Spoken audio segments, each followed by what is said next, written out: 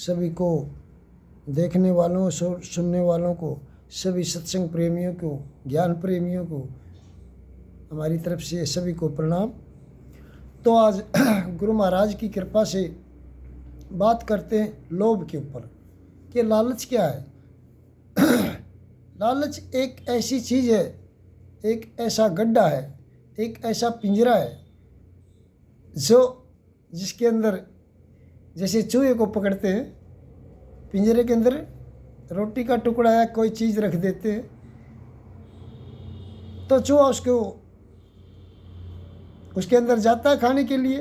अब उसको ये पता नहीं होता कि ये तेरे खाने के लिए, तेरे पकड़ने के लिए, फंसाने के लिए, और उसमें वहाँ जाके उसको टच करता है, खाने की कोशिश करता है और फटाक से पिंजरा बंद और हम चूहा पिंजरे के अंदर। तो इस तरह से लालच खोटी चीज़ होती है जो फ्री का चाहते हम, फ्री की चीज़ या पराये हक, दूसरे की हक पे नज़र है, दूसरे की चीज़ पे नज़र है कि ये मेरी हो जाए।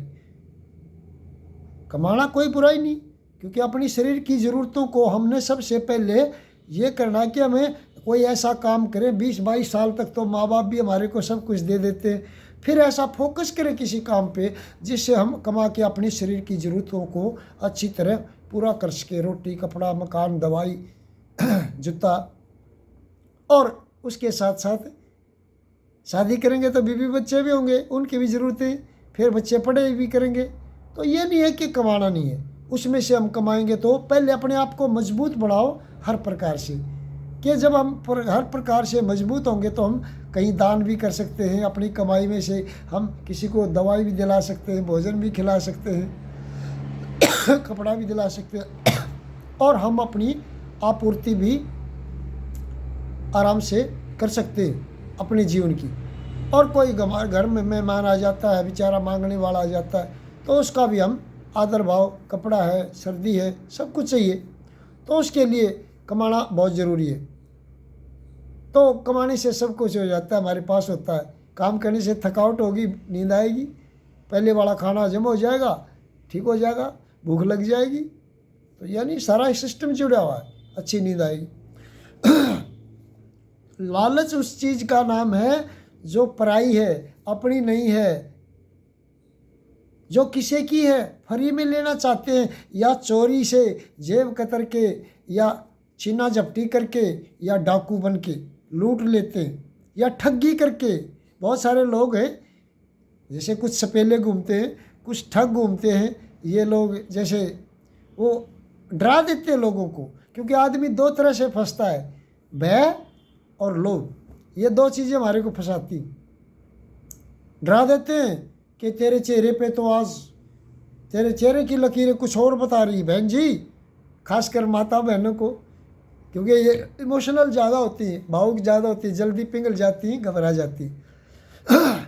तो ये किसी दुकानदार के पास जाते, पंडित होते जो हवन कर करके सोचते भाई पैसे कमा लूँगा, इसको वैसे तो करवाएगा, उसको कोई तेरे लड़के पे तो काल सर्प है, तेरी लड़की पे तो काल सर्प है, तेरे लड़के पे तो शनि चक्कर, शनि ग्रह घूम रहा है, ये तो बर्बाद हो जाएगा, ये तो मूलों के अंदर पैदा हो रहा है, मूल निकलवाओ कि कितना लगेगा, 15,000 रुपये लगेगा, 21,000 लगेगा, हवन करवाओ। अब हम घबराने के बाद में, ऐसा हमारे को पता होने के बाद कि हमारे साथ कुछ हो रहा है या नहीं हो रहा, समस्या ये है कि हमारे को पता ही नहीं हमारे साथ हो रहा है कि ना हो रहा। हम भले ही ठीक ठाक हो, लेकिन किसी के डराने से हम डर जाते हैं, और डर के उसके चंगुल में फंस जाते हैं। फिर हम घबरा जाते हैं कि ये नुकसान ना हो जाए, कि फिर पंडित जी या आप बाबा जी आप बताओ। कुछ शराबी बाबा जी होते हैं, अपनी ज़रूरतों को पूरा करने के लिए ऐसा ठगी का खेल खेलते। सतर्क हो जाइए ऐसे लोगों से, अपने आप को संभालिए, सत्संग सुनिए, महापुरुषों की संगत कीजिए। हम करते नहीं, हमारे पास टाइम नहीं, इसलिए वो टाइम मिल जाता है फंसने का, वहाँ लुट जाएंगे, लेकिन अच्छी जगह नहीं जाएंगे, तो हमारे को लूटेंगे वो ठगों की नगरी है ये दुनिया। या तो कोई मुसाफिर है सच्चा जो रास्ता दिखाता है, भटकने से, भ्रमना से, फंसने से, जकड़ी में जाने से हमारे को बचाता है। इसलिए वो डरा देते, तेरे मस्तक की लकीरें बता रही हैं, तेरे ऊपर तो बहुत बड़ी समस्या है, बहुत बड़ी आफत है, या तुम्हारे घर में तो बहुत कुछ बड़ी आफत है, इसको निकलवाओ, या तुम्हारे घर में धन दबा हुआ है, भाई इतने पैसे दे दे। फिर निकालते हैं, 8-10 फुट बताते, खोदते, नहीं मिलता, फिर कह देते वो नीचे आगे सरक गया और दो ज़्यादा नीचे चले गया। यानी कि उनका काम ही ठगी का होता है, किसी न किसी बहाने हमारे को ठगता है। इसलिए डरा देते, डर के हम सोल्यूशन चाहते हैं कि ये हमारा समाधान करो, फिर हम तो हमारा तो विनाश हो जाएगा। क्या हो जाएगा? हवन करवाओ, या कोई और टोटका बता देते, ऐसा करना और इतने पैसे मेरे को दे दे और तेरा हो जाए, और घबरा के हम फंस जाते। या फिर लोभ के अंदर, लोभ के कारण फंसते। भय और लोभ हमारे को फंसाता है। मछली है ना, मछली सोचती है कि मांस खाने के लिए कांटे में जो मांस लगाते हैं मछली को पकड़ने वाले, अरे भाई उसको पता नहीं तेरे ये खाने के लिए या फंसाने के लिए।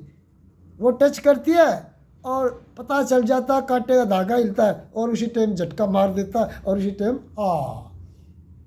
सोचती है, मुंह खोलती है खाने के लिए और मुंह खुला ही रह जाता है, फंस जाती है ना। पक्षियों को पिंजरा लगा देते हैं, जाल लगा देते हैं पक्षियों का शिकार करने वाले और दाने डाल देते, और दाने खाने के लिए पक्षी आते और उनको क्या पता ये मेरे खाने के लिए या फंसाने के लिए, और वो भी ऐसे फंस जाते। और महात्मा लोग बोलते रहते हैं अपना जीवन में, जगाते रहते हैं, अरे भाई जागो, सवेरा हो गया है, जागो भाई जागो। लेकिन क्या टाइम ही नहीं है ना, टाइम ही नहीं है। टाइम नहीं है तो फंसेंगे, फिर चिल्लाएंगे, फिर मिल जाएगा ना टाइम। जब लुट जाएंगे, पिट जाएंगे, फिर वहाँ मिलेगा, जेल के अंदर फंस जाएंगे, जकड़ी में, पिंजरे में। इसलिए हम लोभ और भय के कारण फंस जाते हैं। तो एक बाबा जी बार बार उपदेश करते हैं। एक बाबा जी ने, एक शिकारी था और शिकारी एक पेड़ के ऊपर बहुत सारे पक्षी बैठते थे। उसने देखा कि भाई ये बहुत ज़्यादा पक्षी बैठते हैं,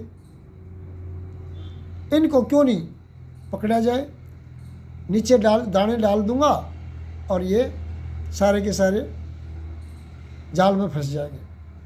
लेकिन वहाँ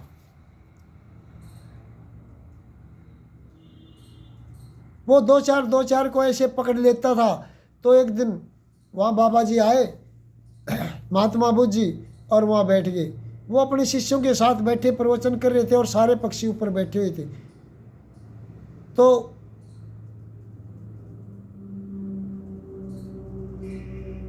वो समझा रहे थे कि ये संसार एक जाल है, इसमें तुम फंसना नहीं। इसमें दो चीज़ों के कारण फंसता है इंसान, भय और लालच के कारण। तो उनके बूढ़े बुजुर्ग की समझ अच्छी थी। पक्षियों का जो बूढ़ा पक्षी था उसने समझा। वो उनका रिश्तेदार सा कहीं से आया हुआ था। उसने बोला कि भाई तुम चौकस हो जाओ शिकारी से बचने के लिए, कि शिकारी आएगा, दाने डालेगा, जाल लगाएगा और तुम फंसना मत। इसलिए रोजाना इस चीज़ का अभ्यास जाप करना। तुम बात तो यह थी ना कि ध्यान करना, जो मैंने बोल दिया उसके ऊपर काम करना। लेकिन उन्होंने क्या किया, काम तो नहीं किया, उसके बारे में समझा नहीं कि इनका क्या मतलब है। भाई शिकारी आएगा देख लेना, शिकारी आ रहा है, दाने डालेगा देख लेना, जाल लगाएगा वो भी देख लेना, और तुम उनकी तरफ जाना मत, फंसोगे नहीं। लेकिन उन्होंने वो पढ़ाना शुरू कर दिया अपने बच्चों को भी और आसपास के जितना उनका ग्रुप था, कि शिकारी आएगा, दाने डालेगा, जाल लगाएगा और तुम फंसना मत। अब रोजाना की उनकी यही प्रक्रिया, 24 घंटे बोलते रहते। शिकारी आया, अगले दिन दाने डाले नहीं, दूर से ही उन्होंने आवाज़ सुनी कि क्या बोल रहे, शिकारी आएगा, सारे पक्षी बोल रहे, शिकारी आएगा, दाने डालेगा, जाल लगाएगा, तुम फंसना मत। ओहो, इनको किसी ने समझा दिया, ये तो बड़े समझदार हो गए, ये तो फंसेंगे नहीं। अब बेचारा मायूस होकर वापस चल पड़ा। उस दिन उनके कोई भी पक्षी हाथ नहीं लगा। दूसरे दिन फिर आया, फिर दूर से 100 मीटर दूर से देखा, पक्षी तो यही बात आ कर, ये तो समझदार हो गए, अब क्या करूं, मेरा तो धंधा ठप हो गया। वो किसी महात्मा के, किसी ऐसे कारीगर के पास गया कि भैया ऐसे ऐसे मेरे साथ हो रहा है, मेरा तो धंधा बंद हो गया। तो उन्होंने कहा, भाई आप उनकी बातों को सुनो मत, दुनिया बहुत बेवकूफ़ है, वो जो कहती है वो करती नहीं, करने वाले कुछ और होते हैं, वो बोलते नहीं। जो करते हैं, बात समझने की थी ना कि दाने भी देखना और पक्षी भी देखना और जाल भी, और जाना नहीं उनकी तरफ, ये समझने वाले कुछ लोग होते हैं। लेकिन ज़्यादा लोग जाप करने वाले बहुत होते हैं, इसलिए सत्संग में जाते महापुरुष कहते जाप करो। अब जाप तो करते रहते नाम का दुनिया भर में, जिंदगी भर, लेकिन उनकी समझ में तो नहीं आता खोपड़ी में कि मामला क्या दुनिया। अब जाप करने से मुक्ति नहीं होती, जाप करने से तो हम दूना फंसेंगे। क्यों? जाप करने की जरूरत नहीं है, समझने की जरूरत है। अब वो पक्षी फंसेंगे जाप के कारण, और अगर समझ लेते तो नहीं फंसते। तो उन्होंने कहा, अब वे लोग कहते हैं करते नहीं, कैसा है, आप जाके अपना काम कीजिए, वो बोलते रहेंगे। अब शिकारी ने दाने डाले, जाल लगाया और अपना दूर चला गया, और पक्षी ऐसे ही बोल रहे, शिकारी आएगा, दाने डालेगा। ये नहीं देखा कि शिकारी आ रहा है, देखा है नहीं किसी ने, शिकारी आ रहा है, अगर दाने डाल रहा है और जाल लगा दिया हमने, इसकी तरफ जाना नहीं। लेकिन वही रटना है जो जाप करने की होती है कि क्या, शिकारी आएगा, दाना डालेगा, जाल लगाएगा और तुम फंसना मत। वो वचन उसके जाप कर रहे हैं, जपना चल रही है इन बातों की, और दाने देख के और दाने के ऊपर चले गए, दाना चुग रहे हैं और धीरे धीरे जाल में फंसते जा रहे हैं। और सारे पक्षी जब उस दाने के लालच में जाल में फंस गए, और शिकारी आया और शिकारी ने उनको जाल में ऐसे इकट्ठा किया और कमर पे लटकाते चल पड़ा, और जाल में फंसे फंसे भी यही बोल रहे हैं कि शिकारी आएगा, दाने डालेगा और जाल लगाएगा और तुम फंसना मत। और कमर पे लदे जा रहे हैं, जाल में फंसे, फिर भी यही कह रहे हैं कि शिकारी आएगा, दाने डालेगा, जाल लगाएगा और तुम फंसना मत। बस इसी तरह हम जाप करने वाले दुनिया में बहुत सारे लोग हैं, बहुत सारे महात्मा के जाप करो, और जाप करने वाले इसी तरह फंसे रहते जाल में और बोलते बोलते रहते हैं, लेकिन समझते नहीं कि जाल है क्या, शिकारी है क्या, दाने हैं क्या। दाना है लालच और भय, भ्रम के, ज्ञान के बगैर भ्रम नहीं मिटता। ज्ञान एक प्रकाश है, प्रकाश के बगैर अंधेरा है, और अंधेरे में हम फंसी जाते हैं। हमारे को पता नहीं कि जिन चीज़ों की तरफ हम जा रहे हैं वो हमारे लिए नुकसानदायक है, वो हमारे को फंसा देंगे। लेकिन हमारे ब्रेक फेल हैं। जो ब्रेक फेल होता है जिसकी गाड़ी का, वो तो कहीं भी गिरेगी, इसलिए आगे कुआं तो कुएं में गिरेगी, इसलिए हमारा ब्रेक और स्टैंड दोनों फेल हो जाते हैं। हिसाब किताब, फैसला करने का हिसाब किताब, वो स्टैंड है हमारा फेल हो जाता है, और ब्रेक दोनों, फिर तो गाड़ी कहीं जाओ, जहाँ जा रही है जाएगी। हम अपने आप को रोक नहीं पाते उस पराई चीज़ के लोभ में,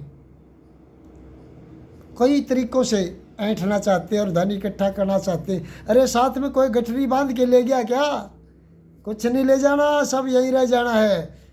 रोजी रोटी चलेगी, वो गरीब की भी चल रही है और अमीर की भी चल रही है और बीच वालों की भी चल रही है। कपड़ा भी मिलेगा, जीवन जीने के लिए जीवन को चला रहे हैं। सब ने अपने जीवन रूपी गाड़ी को चलाना और चलाते रहते और चलाते आए हैं। फिर इतना काफ़ी है कि आप मेहनत करो, अच्छी बात है, लेकिन पराये पर नज़र मत डालो, पराये हक को अपनाने की कोशिश मत करो। यही लालच है, इसी में हम फंसते हैं और ये ज्ञान के बगैर फंसते हैं।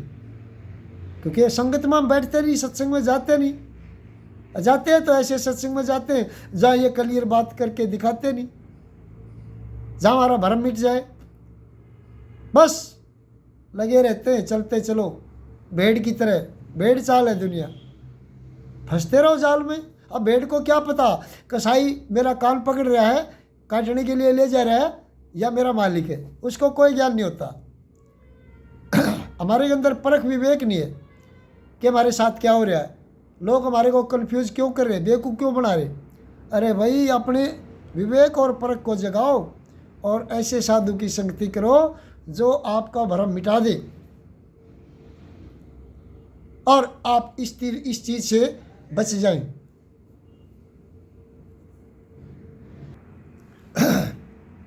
तो कहते हैं लोभ घटा दे कान, बंदा आवे नाड़ के तान, कि लालच ही मारे गिराता है। तो इसलिए एक बंदर को पकड़ने वाले होते हैं ना, वो क्या होता है, एक संकरे मुंह की, यानी एक मटकी होती है जिसका मुंह थोड़ा सा संकरा होता है, बीड़ा छोटा होता है। उसमें बंदरों के आसपास जाके और बंदरों को दिखा के चने डाल देते हैं ऐसे, और दूर चले जाते हैं। अब बंदर आएंगे, अगर उन्हें देख लिया इसमें चने डाले, तो बंदर क्या करेगा, उसमें हाथ ऐसे जाएगा। जब ऐसे हाथ जाएगा, जब पतला है, जब मुट्ठी बंद करके अंदर से बंद करके लाएगा तो वो रास्ता थोड़ा है, तो फिर वो निकलता नहीं। अब दाने तो, चने को तो छोड़ दे तो हाथ निकल जाए, लेकिन चने को छोड़ता नहीं, तो मुट्ठी बंद है, चने के लालच में छोड़ता नहीं और वो हाथ निकलता नहीं। तब तक बंदर पकड़ने वाले उसको आके गर्दन से पकड़ लेते, फंस गया। इसी तरह हमारे को भय दिखा कर और लोभ के कारण हमारे को लोग फंसाते हैं और हम फंस जाते हैं। जब हमारे अंदर से भय और लोभ दोनों निकल गए, किसी भी चीज़ का लोभ है, बहुत सारे लोग ब्लैकमेल करते हैं। 2-2 3-3 लड़कियां होती हैं, 2-2 3-3 4-4 लड़के होते हैं, वो ग्रुप बनाते हैं। किसी लड़की को किसी ऑफिसर के पास, किसी सेठ के पास, किसी दुकानदार के पास जो ज़्यादा पैसे वाला होता है, किसी नौकरी वाले के पास भेज देते हैं। अकेला होता है जो वो मीठी मीठी बातें लगाती है, लड़की सुंदर होती है, नई होती है, उनका धंधा होता है। तो वो इधर उधर की बातें करती है, उनका अपना जाल होता है। अगर वो संतुष्ट होगा अपने घर से, अपने काम से, अपने जीवन से, तो वो फंसेगा नहीं। लेकिन जो संतुष्ट नहीं होते वो फंस जाते हैं बेचारे। और एक बार उनके साथ कनेक्शन करने के बाद फिर वो या तो उनका वीडियो बना लेते हैं, या वो कहीं बुला लेती है, वहाँ कमरे में अपना वीडियो होता है और दूसरे बंदे बना लेते हैं और दूसरे कमरे में होते हैं साथ में। जब वो निकलने का टाइम होता है, जब भी वो दरवाज़ा खटखटाते हैं, पकड़ो भाई, हाँ भाई क्या दिक्कत है। अब वो अपनी इज्जत बचाने के लिए कि किसी को पता ना चल जाए, मेरी अपमान हो जाए, बेइज्जती हो जाएगी मेरे परिवार को, समाज को, रिश्तेदारों को, उससे बचने के लिए पैसे वाले के तो वो जकड़ी भरते, तो वो ज़्यादा पैसे के लिए अपना, फिर वो कहते इतने पैसे में तेरा ये काम हो सकता है, नहीं तो हम नहीं छोड़ेंगे, हम तो दरखास्त देंगे, तेरी रिपोर्ट करेंगे। अब वो उससे बचने के लिए हामी भर देता है कि मैं इतना दे दूंगा, किसी न किसी तरह से वो इकट्ठा कर, और उनको बार बार ब्लैकमेल करते रहते हैं। तब पुलिस के सामने आ जाता है, या तो आत्महत्या कर लेता है, या पुलिस के सामने आना पड़ता है लास्ट में। और कब आया, लूटने और पीटने के बाद, या फिर आत्महत्या। तो जकड़ी में कौन फंसता है, जिसको लालच होता है, या फिर जिसको ज्ञान नहीं होता, भय के कारण उसको लोग डरा के फंसा लेते, बेवकूफ़ बना देते। लेकिन संतों की संगति करने वाले को ज्ञान हो जाता है, वो नहीं फंसेगा। उसको पता होता है, वो संतुष्ट हो जाता है, अपने काम के लिए अपने फोकस करता है, अपने आप पर, अपने मूल को पकड़े रखता है। मैं कौन हूँ, मेरा काम नहीं है, ये लोगों का काम है, करते रहो, हमें क्या भाई। तो फंसते वही हैं जो लोभ करते किसी चीज़ का, और या फिर ज्ञान के बगैर भय में। इसलिए एक बार एक ट्रेन के अंदर, रेल के अंदर, डिब्बे के अंदर एक संदूक रखा हुआ था, और टीटी चेक करता हुआ आया, टिकट टिकट। उन्होंने देखा भैया संदूक किसका, बक्सा, किसी ने उसमें रख दिया, और किसी ने एक आदमी की हत्या करके बक्से में रोक के संदूक वहाँ बक्से को ट्रेन में रख कर वो गायब हो गया। अब वहाँ काफ़ी यात्री थे बैठे थे, वो किसका भाई किसका है, जब किसी ने कहा नहीं कि मेरा है। एक पंडित जी भी वहीं बैठे हुए थे। पंडित जी ने क्या कहा, सोचा कि ओह सब कुछ तेरा हो जाए, जो कुछ इसमें होगा वो माल होगा, कह दे, बोल दिया अगर मेरा है जी, फिर इसका टिकट। अब जेब में नकली हाथ मारने लगा, मार मूर के इधर, ओहो जी टिकट तो पता नहीं कहाँ गिर गया, चाबी, टिकट चाबी भी पता नहीं कहाँ गिर गई। अब हो तो उसका चाबी भी मिले, टिकट भी मिले, टिकट ना तो चाबी तो मिले, क्या इसमें, अब क्या है उसको पता ही नहीं। ताला तोड़ो इसका, ताला तोड़ा, अब उसमें तो आदमी की लाश थी, और लाश देखते ही पंडित जी के पसीने छूट गए, पकड़ो इसको, गिरफ्तार करो। कई बंदे होते हैं उनके, ट्रेन रुकी वहाँ पकड़ लिया उसको, लोगों ने पकड़ लिया, कहने लगे जी मेरा नहीं है। अरे भाई अब तो थोड़ी देर पहले कह रहा था मेरा है, अभी तेरा नहीं है। अब पकड़ के जेल में पहुंचा दिया, उम्र कैद होगी। अरे आदमी मार क्या है, ऊपर से टिकट नहीं है, फंस गया ना। तो फिर बैठा बैठा पछता रहा, ठोडी के नीचे हाथ लगाओ, अगर मैं ये लालच ना करता किसी के हक का, किसी का पराई चीज़ का, तो ना फंसता। तो लालच हमें कहीं न कहीं फंसा ही देता है, चाहे वो भले किसी भी चीज़ का हो। इसलिए मेहनत करें, अपनी चीज़ पे ध्यान दें, अपनी ज़रूरतों को अपने हिसाब से ढंग से पूरा करें, और पराई चीज़ पे नज़र ना डालें, क्योंकि पराई चीज़ हमारे को कहीं न कहीं फंसा ही देती है। और सत्संग के अंदर आए, बैठे, सत्संग सुने, भले ही आप यूट्यूब पर सुने, किसी भी माध्यम से सुने, जिससे आपका भ्रम निकल जाएगा। क्योंकि भ्रम के कारण हमारे को भय हो जाता है, लोग डरा के और हमारे को लूट लेते, फंसा लेते। इसलिए हर तरह से बचना है और अपने आप को सुरक्षित रखना है, तो संगत करें संतों की, साधु की संगति से ही आत्मज्ञान हो सकता है। और यही वो प्रकाश है कहते हैं ना, और ज्ञान सब ज्ञानड़ी उत्तम आत्मज्ञान, जैसे गोला तोप का चले करता साफ मैदान।